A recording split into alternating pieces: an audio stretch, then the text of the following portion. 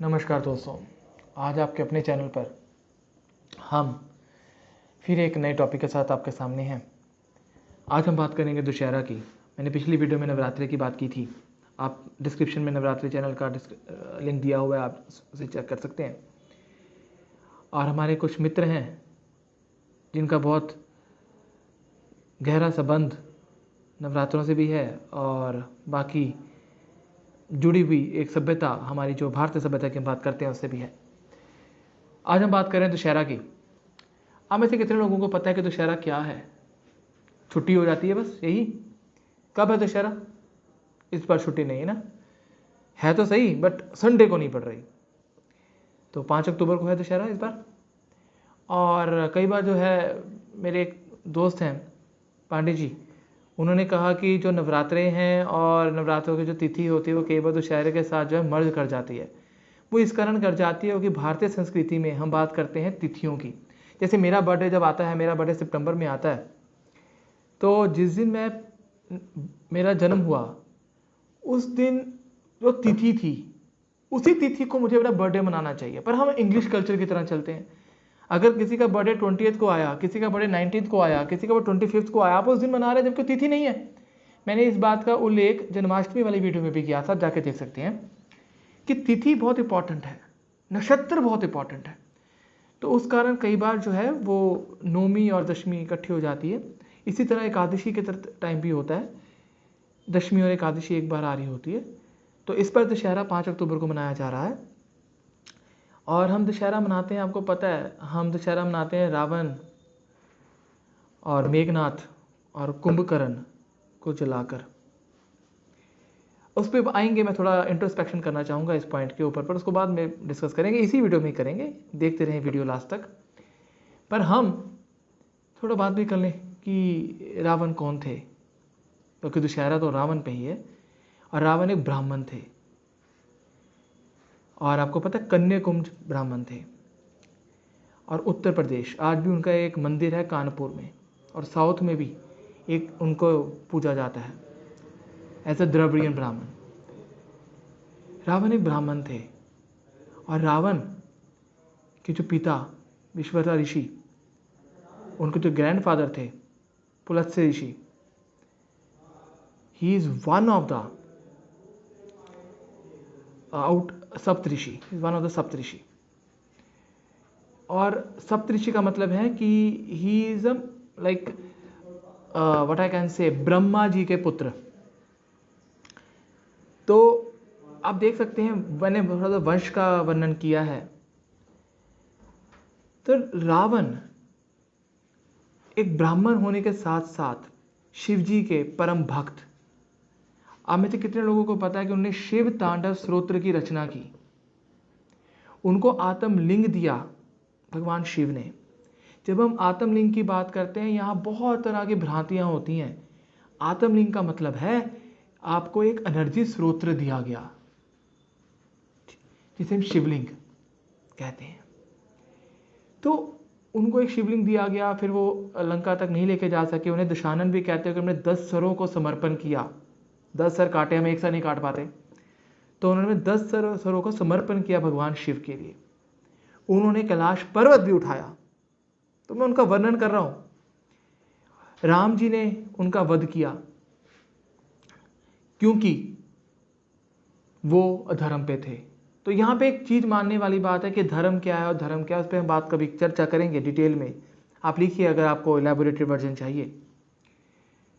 तो उन्होंने, श्री राम ने उनका वध किया, और वो एक महान पंडित में एक कथा आती है कि श्राद्ध पक्ष चल रहा था, पितृपक्ष चल रहा था, और राम जी ने अपने पिता दशरथ जी का श्राद्ध करवाना था।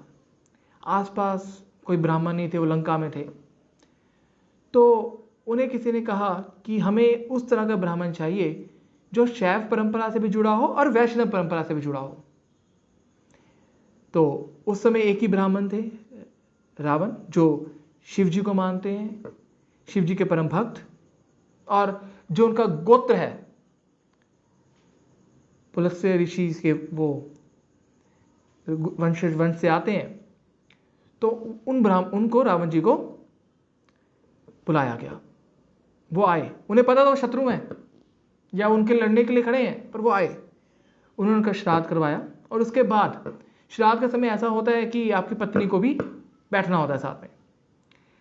तो जगत जननी सीता जी तो रावण जी के कब्जे में थे, तो वो लाए, और ना राम जी ने कुछ कहा। उन्होंने पूछा कि आपकी पत्नी कहाँ है, तो उन्होंने वो क्या, राम जी ने उनको बोला, अब मैं शिष्टाचार की बात बता रहा हूँ, आप समझिए इस चीज़ को।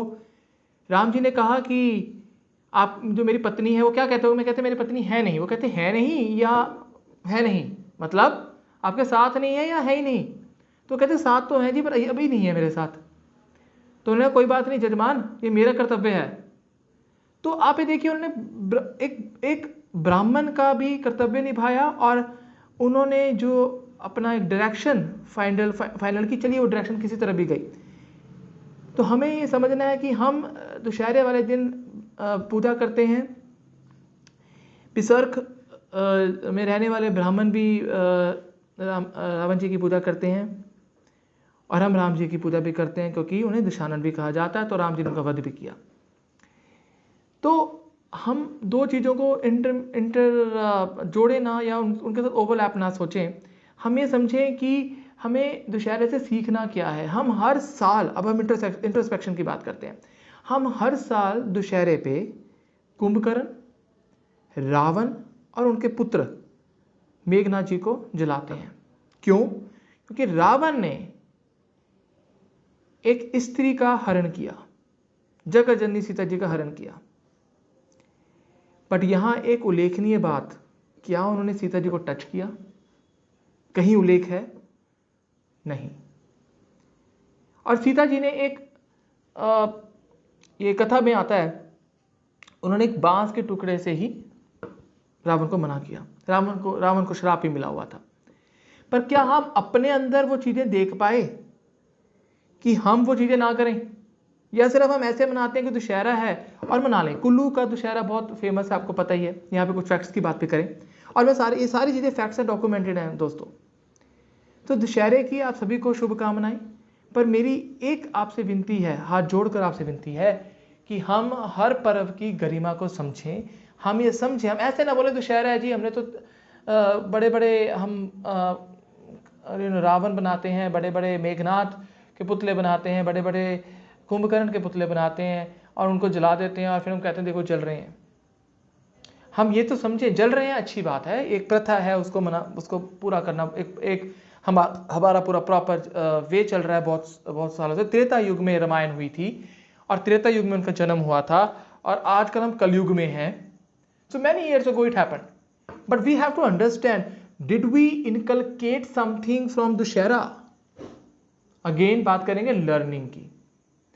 तो रावण ने अपने आप को जिन शक्तियों से अपने अंदर उन्होंने समाहित किया, जिन शक्तियों को, और लास्ट में रामायण आप सभी ने देखी होगी, वहाँ एक वक्तव्य आता है, रावण का डायलॉग है, भगवान शिव को वो कहते हैं कि मैं जा रहा हूँ, जो शक्तियाँ मैंने धारण की, जो शक्तियाँ मैंने प्राप्त की, उससे मैं मदचूर हो गया।